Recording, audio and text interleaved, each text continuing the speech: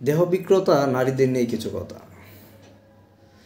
তুমি তোমার দেহ বিক্রি করতেছ, তুমি খুব সুন্দরভাবে চলতেছ, তুমি খুব অর্থ ইনকাম করতেছ, তুমি খুবই প্রত্যেকটা জায়গায় বিভিন্ন বারে, বিভিন্ন নাইট ক্লাব, বিভিন্ন জায়গায় খুব সুন্দরভাবে ঘুরতেছ, ফিরতেছ, পরপুরুষের সাথে চলতেছ, হাত ভর্তি টাকা পাচ্ছ, ব্যাংক ভরতেছ, জমি কিনতেছ, প্লট কিনতেছ।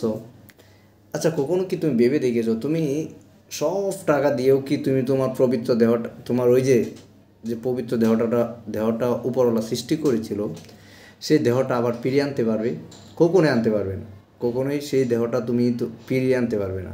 সুতরাং তুমি যে তোমার দেহটা টাকার বিনিময়ে নষ্ট করলে, তুমি কি কখনো ভেবে দেখেছো সেই টাকা তোমাকে কখনো সুখ দিবে না? আমি নিজে হারাম টাকা ইনকাম করে দেখছি।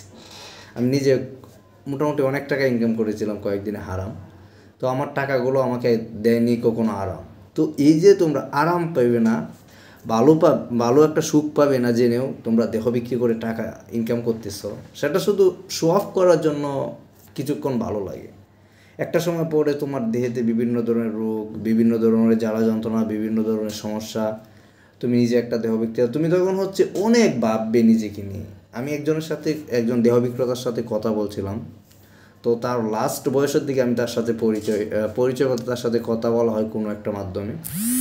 তখন আমি বুঝতে পারি আসলেই কোনো একটা ছোটোখাটো সমস্যায় পড়ে মানুষ দেহ বিক্রয়ের দিকে চলে যায়, অ্যান্ড সেটা থেকে বের হওয়ার জন্য সে বারবার চেষ্টা করে, কিন্তু কখনোই সে বের হতে পারে না।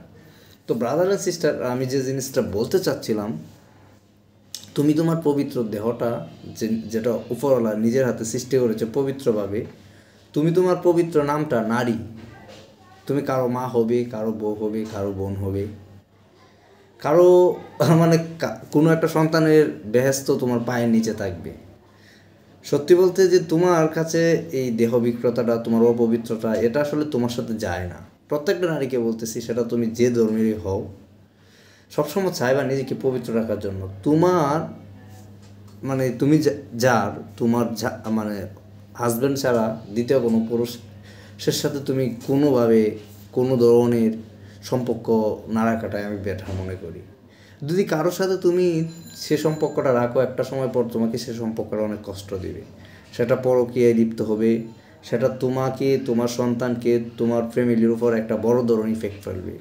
তো একটা জিনিস কি জানো, সবসময় তুমি যেহেতু পৃথিবীর শ্রেষ্ঠ, মানে মানব জাতির মধ্যেও সেরা একটা জাতি হচ্ছে নারী, একটা শব্দ হচ্ছে নারী। তো তুমি সবসময় নিজেকে পবিত্র রাখতে চেষ্টা করো। তুমি পবিত্র রাখলে তোমার সন্তানাদি পবিত্র থাকবে, আর তোমার সন্তানাদি পবিত্র থাকলে সমাজ পবিত্র থাকবে, সমাজ পবিত্র থাকলে যারা আমাদের ভবিষ্যৎ আসতেছে সবাই পবিত্র থাকবে।